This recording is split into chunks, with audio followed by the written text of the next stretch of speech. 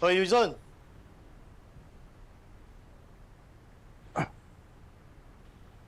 Idalaw ka! Ganitong oras ng gabi?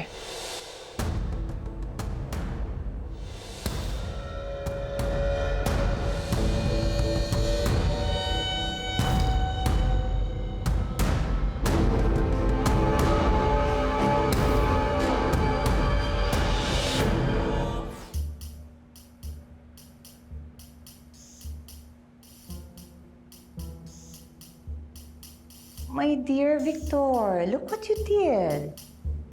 Susan, Bakit ka kasi lumabas at sumuko? Tinatraidor mo ba ako? sinabi ko na sa'yo. Hindi ko na kaya ang ginagawa na natin. Hindi na kaya ng konsensya ko.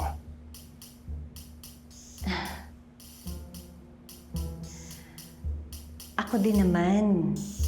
Di ba nag-agree na tayo na ibabaon na natin sa limot ang nangyari sa Power?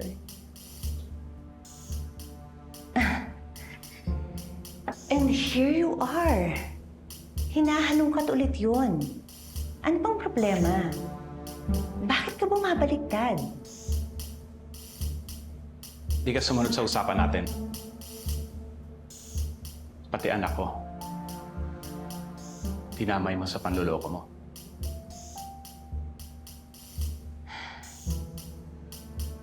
Umayag naman si Wes, and besides, research lang yung pinapagawa ko sa kanya. Kung alam niya ang totoo, hindi siya papayag.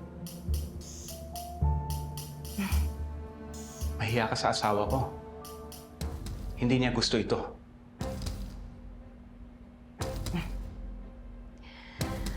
Past is past. Bakit hindi ka ba makamove on katulad ng ginagawa ko? Pagkatapos ito, ano? Ikakanta mo ko?